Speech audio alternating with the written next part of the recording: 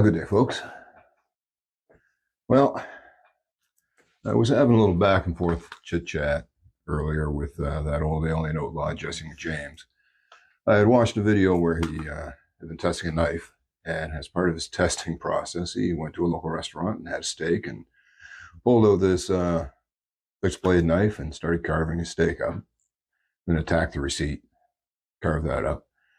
And I commented to him that the only thing I could think of while I was watching that video is if I tried that up here in the great white land of the north, there'd probably be 8 RCMP cars in the parking lot within minutes. He proceeded to tell me he's actually taken axes to this restaurant and carved his steak with axes. Apparently they thought that was quite cool there. It's kind of neat, but I don't know if I'd what kind of success I'd have carving a steak with an axe, but worth a try. Anyways, it got me thinking. I said, I got an axe for you to take and try and carve a steak up with.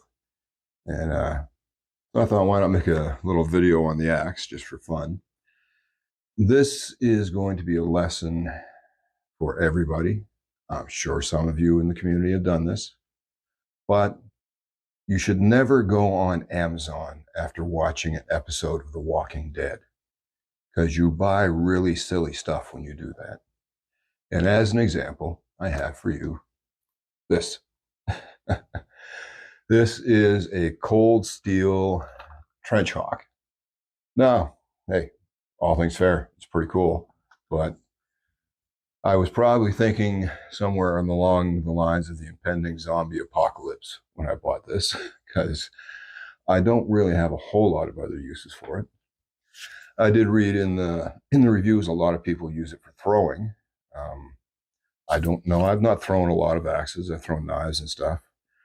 The balance point is right about there. So I think that's going to be a heavy rotation on the throw, but maybe the saw grunt, if I tag him in this, can give some commentary on that, because he seems quite proficient at throwing all kinds of things. But it's a piece of work. The sheath they call a cold steel Secure X, and I mean, it's on there pretty good. I don't know. I don't find it particularly practical. I mean, it's got no carry option to it, so you're gonna have to lash this to a pack or something like that. I mean, it's a big axe to like carry on your hip or your back or something like that. But it, I mean, it's a little awkward to deal with. You gotta unsnap here and then lifts out here, then over here, and then what do you do with it when you're not using, you're using your axe or whatever. But then it just slips back on like so, and you snap it up. But we're not here to talk about the sheath. So there's your axe head. It's they say it is drop forged 1055 carbon. Now, in all fairness, I've taken this out and I've assaulted some trees and whatnot, and it's a cutter. It's got a, it's not your typical, splitting axe type edge. It's more of a Tomahawk style. It's going to cut deep. But yeah, it held up well.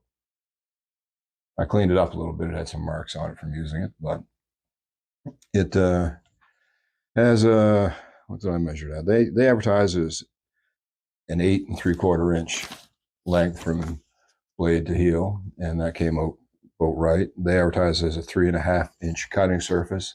I actually measured it out at 3 3/4.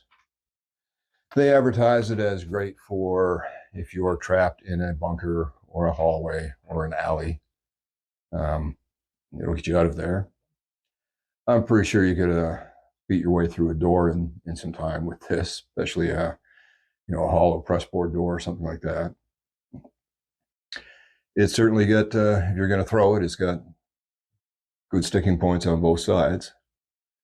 It has some finger choils here, which is typically good if you want to do some more fine detailed work with your axe or your tomahawk. Just if you want to do that, be careful when drawing back, because you don't want to get a face full of that. The handle, they say, is make sure I pronounce it right, polypropylene, steel, and wood. I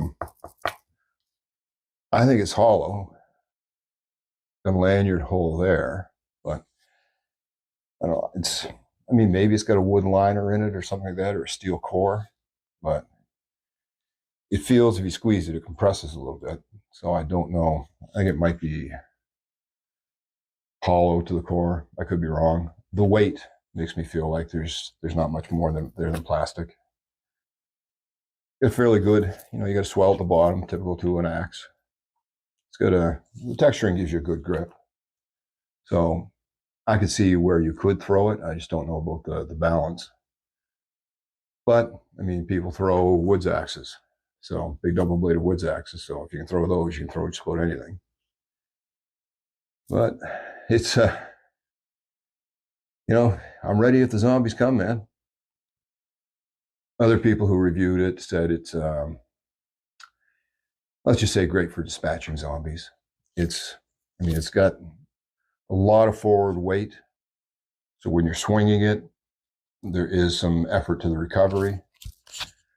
But yeah, there it is. If you're interested, they are listed on Amazon Canada. I believe it was $65, $68, something like that. I'll put a picture up and you can have a look for yourself. Probably much cheaper down in the States, but there it is. The cold steel trenchhawk. Bring on the zombies. Y'all have a good day.